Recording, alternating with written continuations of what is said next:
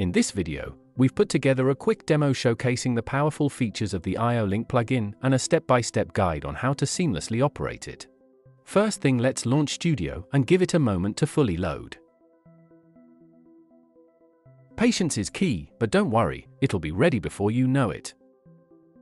To kick things off, I'll give you a quick overview of what this plugin is all about and show you how to set up an offline configuration step by step. Next, we'll add a couple of devices. Let's go with the EK1100 for this example, by selecting it from the slaves library.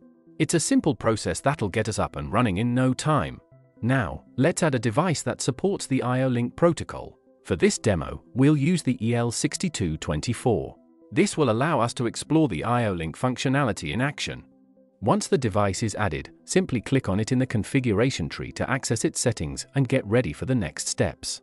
Now, head over to the Plugins tab to access the tool. Here, we can see the selected device along with its ports. The number of ports varies depending on the device type. Each port is ready to have an IO-Link device added, giving us flexibility in our setup. The IO-Link devices library is here to make things easier. You'll find a list of devices neatly organized by vendor. Simply click on any device to view its detailed description and find the perfect fit for your setup. You can easily customize this collection by adding or removing configuration files.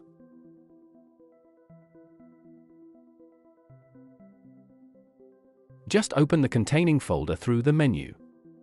For example, let's remove a some vendor folder. Once we're done, we'll add it back.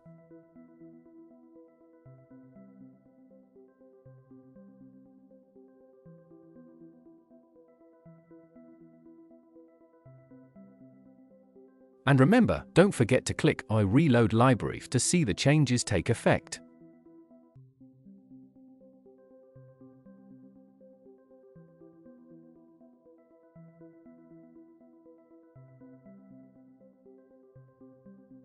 Now, let's go ahead and add any IO-Link device to one of the available ports. It's as simple as drag and drop. Our offline configuration is ready, and it's time to save the project to preserve all the settings and configurations we've made.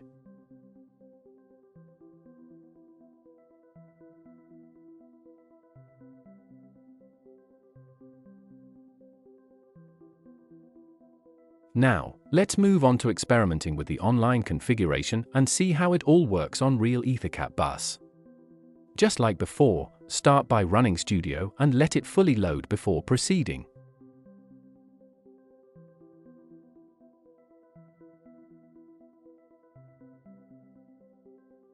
In the Master tab, enter the host name of the PC that the EtherCAT bus, along with the IO-Link device, is connected to. Once it is done, simply click Connect to establish the link with the PC.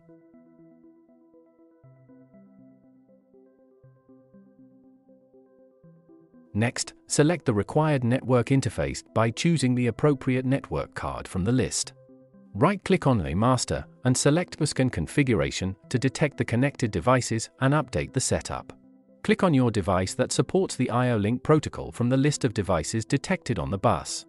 Now, navigate to the Plugins tab to access the necessary tools for further configuration. Next, click on Scan Ports to identify the available IO-Link ports on your selected device.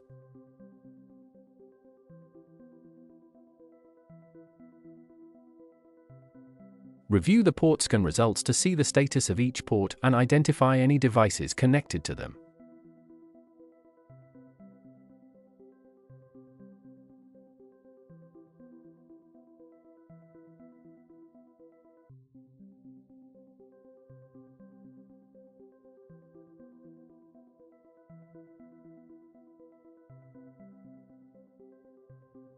Let's take a quick tour of the settings and window, where you can tweak various parameters for this IO-Link device to fine-tune its performance.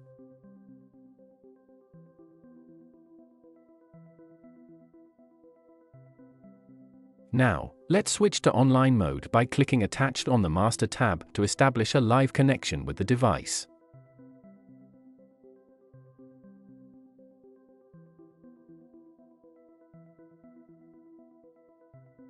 Navigate to the State tab and switch it to the operational state.